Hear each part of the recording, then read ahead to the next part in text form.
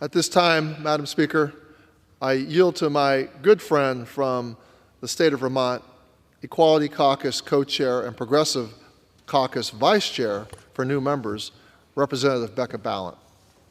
Thank you so much to the gentleman from California, Mr. Takano. And Madam Speaker, I rise today to start with a reflection. When I was in high school, I knew exactly what I wanted to do. I wanted to go into politics. I was good in front of a room. I loved talking about policy. I wanted to make a real difference in the lives of Americans. So clear. I knew my path. But I also thought that was just a pipe dream because, first of all, I knew nobody in my family who had ever run for office. I didn't know the first thing about doing that. But I also knew at that time in high school that I had no role models for how to serve as an openly gay leader, politician. So I put that away and actually didn't run for office until I was in my 40s because I didn't see a way forward on that because there was just so much homophobia, so much vitriol from within my community, sometimes within my own family.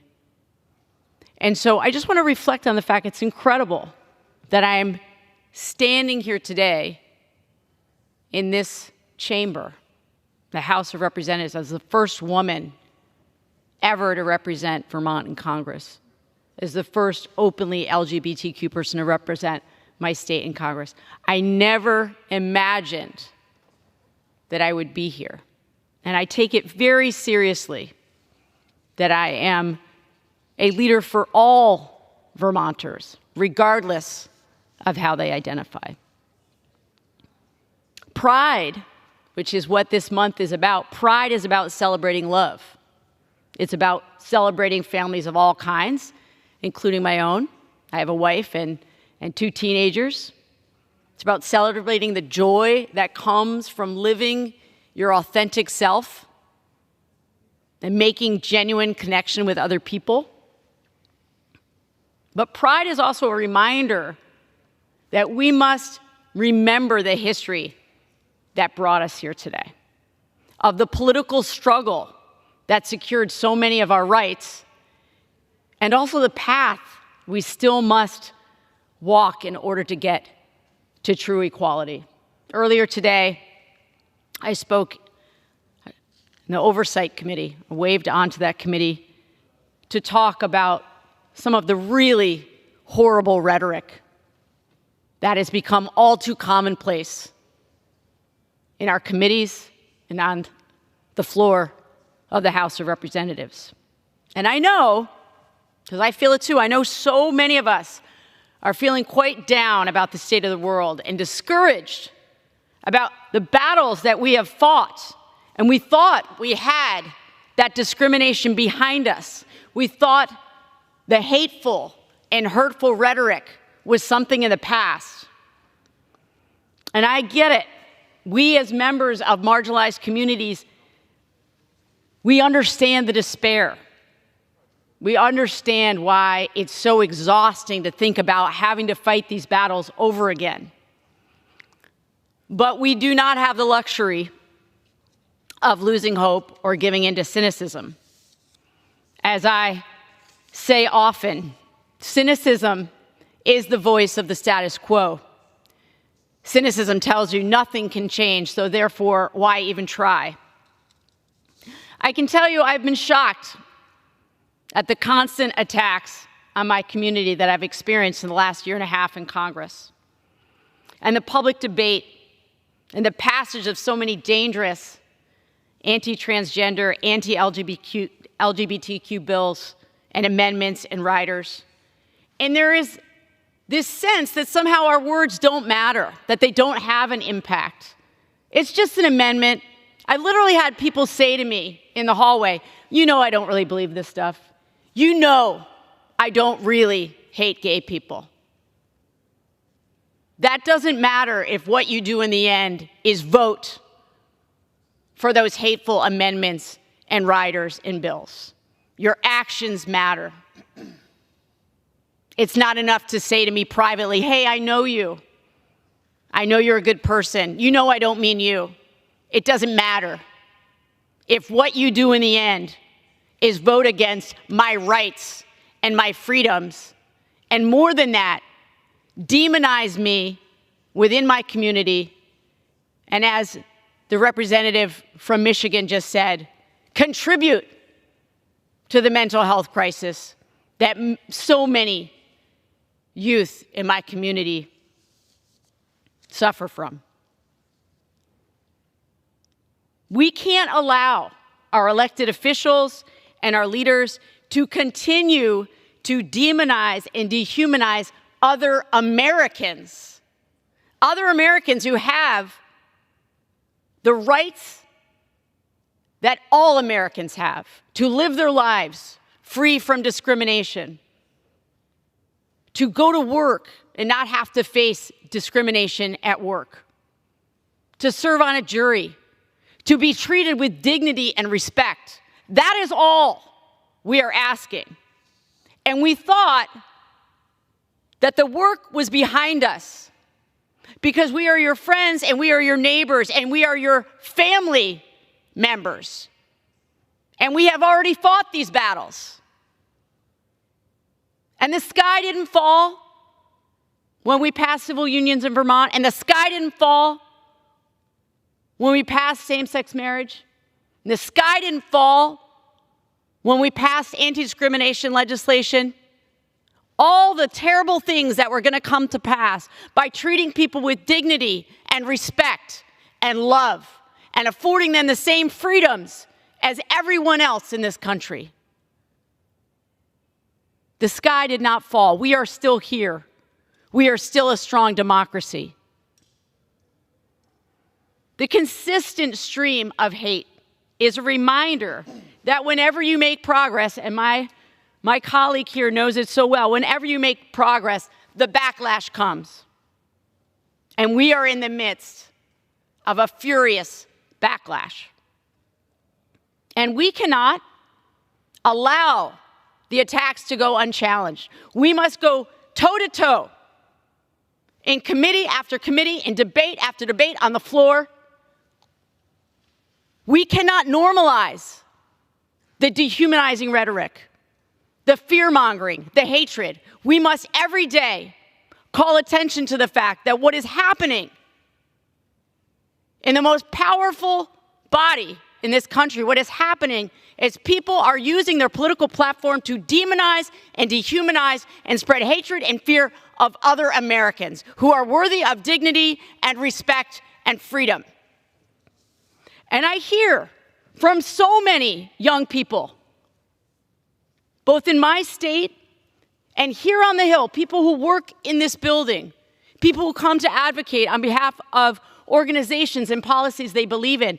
They say, thank you so much, Congresswoman, for being out about who you are and being open about your family, because it's still really hard to live a life full of joy and promise in many pockets of this country.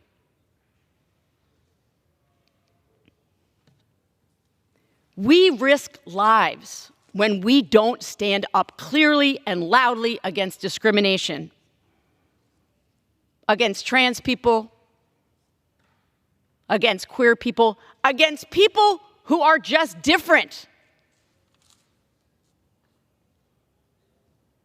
We have forgotten that everyone in our community, regardless of gender identity, regardless of background, is worthy of dignity and respect and should be afforded the same freedoms and rights as every other American. So we must be loud, and we must not give an inch. And that's why we're here tonight. We're not going back. It doesn't matter how many amendments you bring up, how many riders, how many bills that are attacking our community. We are not going back. We are not going back in the closet. We're not going to stop being who we are. We're not going to stop showing up with courage and dignity and love, not just for ourselves, but for all the young people who are watching us, who see their leaders demonizing them, who tune into C-SPAN and tune into committee hearings, and they say, I can't believe they're spending their time attacking our community again, when all we want is to live a life of dignity and freedom. Why are they spending their time on this? And I have to say, I don't know. I don't know.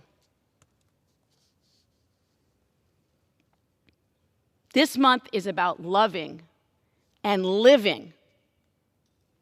That's what this is. This is life affirming. Pride is about saying we are here, we are your friends, we're your neighbors, we're your family members, and we deserve dignity and respect. I want to remind my community out there, you be you. Keep being you. Keep being yourself. When we reach our full potential as humans, it does make the world a better place.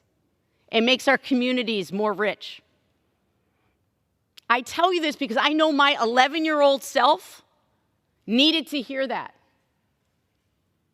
I needed to hear that from the adults in my life and the leaders. My 11-year-old self was worried that just being me, just having would limit what I would be able to do in life, which is why I didn't run for office until my 40s. I knew at 17 I wanted to serve my community, but I felt limited because of the homophobia, because of the hatred. I worried that my family would not love me. I worried that I would never be accepted in school because those were the messages. I worried and feared that I would lose friends, and I did.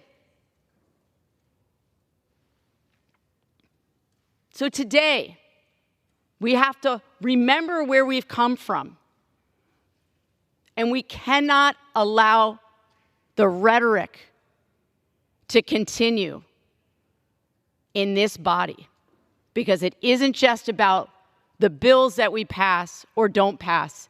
It's about the messages that we are sending to people across this country.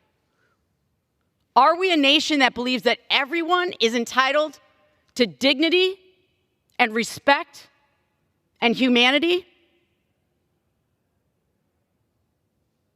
Or are we going to become a nation that continues to scapegoat those in our communities that for some reason we don't understand? So I'm here as a member of Congress. I'm here as a parent. I'm here as a former teacher. It is the honor of my life to serve my state in the U.S. House of Representatives. I could not be more proud. And I'm going to use my voice to stand up for any community that is in danger of having its rights taken away from it. I yield back. I thank the gentlelady from Vermont, and I thank her for her most powerful and righteous voice.